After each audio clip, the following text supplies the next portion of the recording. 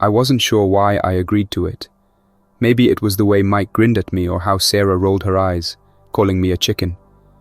But as we stood at the entrance of the old cemetery, the air was cold, and I regretted every second of it. "Come on, it's just a stupid ritual," Mike said, lighting the candle he'd stolen from his mum's stash. "We say a few words, toss the dirt, and head back. Easy." I wasn't so sure. The graveyard had been abandoned for years, overgrown, forgotten. The town legends warned that nobody should set foot in there after dark, especially on Halloween. Something about restless spirits, but no one ever told the full story. We climbed over the rusted gate, the sound of our footsteps crunching over dead leaves. The further we went, the colder it got. The moon hung low in the sky, casting long shadows that seemed to stretch out, clawing at us. "Here," Sarah said, pointing at a cracked headstone in the center of the graveyard. "This is where they used to do it." Mike knelt down and pulled out the old yellowed paper we'd found online, the so-called ritual. "We each have to say a line, then sprinkle the dirt and leave." He held up a handful of earth from the base of the grave. "Piece of cake." I took the paper, my hands shaking slightly. The words were strange, old. Something about calling to the spirits, about breaking the veil between worlds. Part of me wanted to drop it and run, but I wasn't about to be the coward of the group. Not tonight. One by one we each spoke our lines. The wind seemed to pick up with each word, howling louder than before. I could feel something shift around us, like the air itself had thickened. When it was my turn, I hesitated. My voice felt small against the backdrop of the looming gravestones. I swallowed hard and spoke the last line. Nothing happened. We all stood there, waiting. Mike smirked, tossing the dirt casually over his shoulder. "See? Told you it was a load of crap." But then, the ground beneath us trembled. Just a little at first. We all froze. My breath caught in my throat. "Did you feel that?" Sarah whispered, her eyes wide. Before anyone could respond, the earth in front of the grave began to crumble. A hand, skeletal, decayed, shot up from the dirt. I screamed. Sarah stumbled backward, tripping over a gravestone. Mike dropped the candle, his face pale. One by one, more hands emerged from the ground, clawing their way up. Bones cracked, dirt flew. The smell of rot filled the air. "We need to go! Now!" I shouted, but my feet felt glued to the spot. The corpses, there were at least 5, were pulling themselves free, their hollow eyes fixed on us. They moved slowly but with purpose, as if they'd been waiting for this moment for centuries.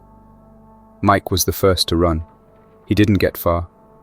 Something grabbed his ankle, one of the skeletons, its bony fingers wrapping around him. He screamed, kicking at it, but it dragged him back toward the open grave. Sarah was crying, scrambling to get to her feet, but the ground beneath us was shifting, opening up in places like some kind of trap. I grabbed Sarah's arm and yanked her up, but we couldn't leave Mike behind. His screams echoed as the thing pulled him down, its hollow eyes never blinking. We tried to pull him free, but it was like he was sinking into the earth itself. With one final scream, he disappeared into the ground. The dirt closed over him like it had never been disturbed. Sarah and I didn't need to speak. We ran. We ran like we'd never run before, our legs burning, the sound of bones crunching and dragging behind us. The gate was in sight, but something was wrong. Our footsteps sounded wrong. Not just 2 pairs, but 3, 4 more. We burst through the gate, slamming it shut behind us. Panting, we looked back. The graveyard was still again, silent as death, but I swear I saw figures standing just beyond the shadows, watching, waiting. "We broke the veil," I whispered, my heart racing. "They're not going back." Sarah looked at me, her eyes wide with terror, and I knew what she was thinking. We weren't safe. None of us were. Not anymore. "They say the old scarecrow has been there longer than the farm itself. Stuffed with hay, wearing a tattered hat, it's always been perched on a wooden pole in the middle of the field. My family never thought much of it, but every Halloween, my grandfather would tell me, "Don't go near it after dark." I never knew why. Not until tonight. It was Halloween, and the wind howled across the empty fields, shaking the dry cornstalks. My parents were out at some costume party, leaving me alone to tend to the farm. It was supposed to be an easy night, just me and the animals. But as the sky turned dark and the moon crept higher, something felt wrong. The kind of wrong that makes your skin crawl and your heart race for no reason. I tried to shake it off, but the wind kept pushing, almost whispering in my ear. That's when I saw it. The scarecrow. It wasn't on its post anymore. I blinked, thinking I'd imagined it. But no. The pole stood empty in the middle of the field, the scarecrow nowhere in sight. My heart started pounding. I told myself there had to be a logical explanation. Maybe the wind had knocked it down, but deep down I knew better. I grabbed the flashlight and headed outside, my breath visible in the cold air. The barn creaked as the wind picked up again, and the moon cast long, eerie shadows over the field. As I walked closer to where the scarecrow was supposed to be, I stopped dead in my tracks. It was standing in the cornfield, and its back to me. My heart sank into my stomach. The scarecrow, the one that was just a lifeless heap of hay and old clothes, was standing without the pole. Its head turned slowly, and I could see its button eyes glinting in the moonlight. The straw arms twitched, the stitched smile on its burlap face twisted and sinister. I took a step back, but the thing stepped forward, moving like a puppet on invisible strings. I ran. The scarecrow followed. I could hear the rustle of the corn behind me, each step it took matching mine. The barn was just ahead. If I could get inside, maybe I could lock it out. My legs burned as I sprinted, throwing the door open and slamming it shut just in time, or so I thought. I backed away, my breath ragged, trying to think. The scarecrow couldn't get inside. It was just a thing, wasn't it? A lifeless object. But then I heard it. The slow, deliberate scratching at the barn door. It was trying to get in. My flashlight flickered, and for a moment, everything went dark. When the light came back, I saw it standing in the window, its eyes fixed on me, its grin wider now, as if it was mocking me.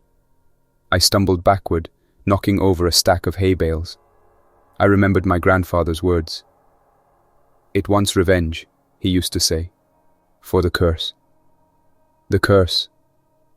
My family had stolen the land from someone years ago, driving them away and using the scarecrow to protect what wasn't ours. And now it had come for us.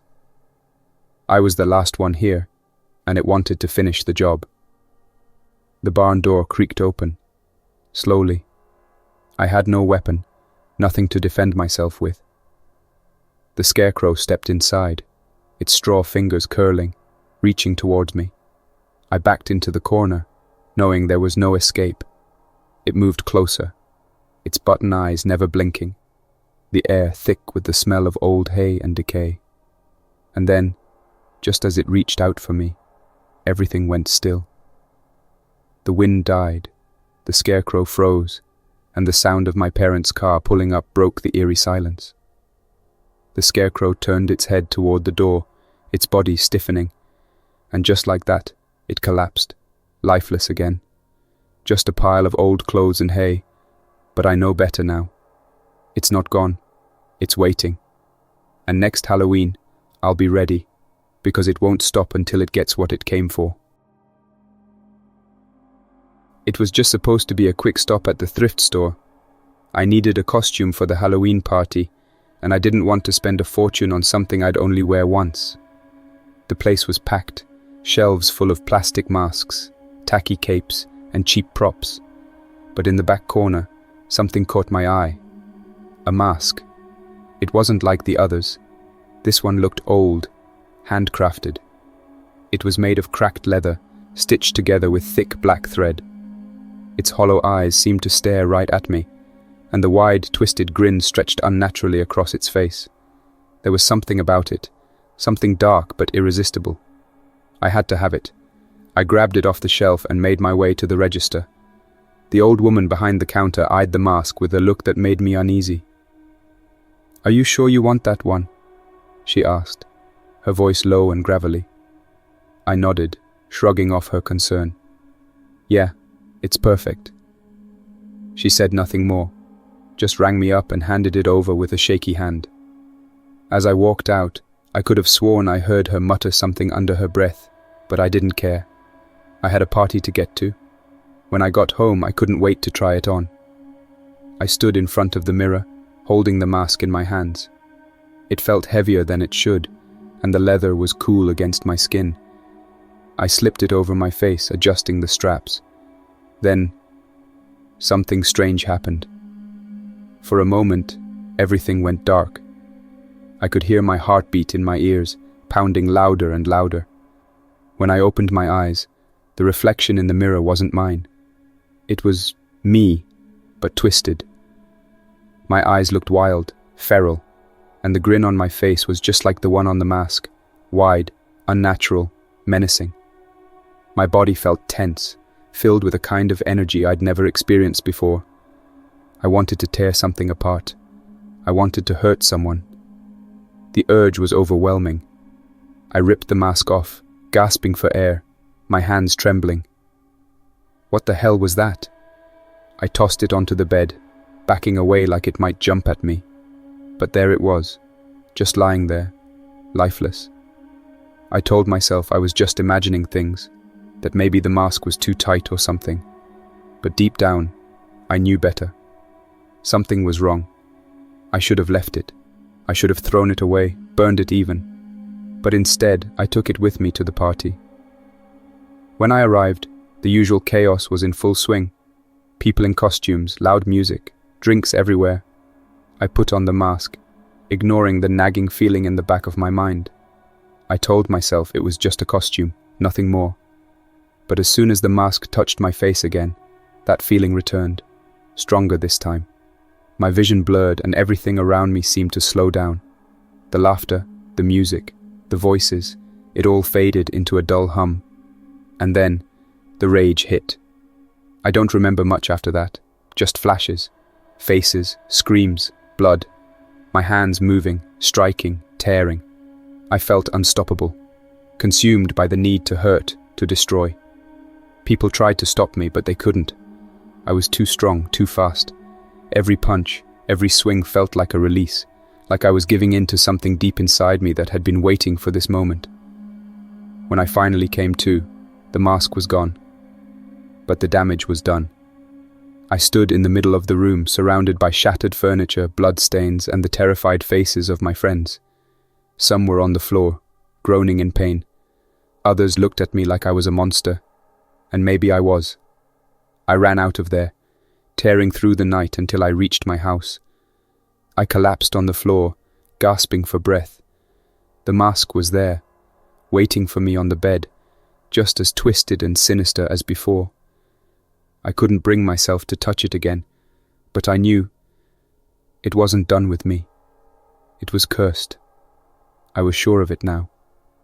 And the more I wore it, the more it brought out something dark inside me. Something violent, uncontrollable. The next morning, I threw the mask in the trash, hoping that would be the end of it. But as I left my house, I caught a glimpse of it in the reflection of the window. It was still there, watching, waiting for me to put it on again.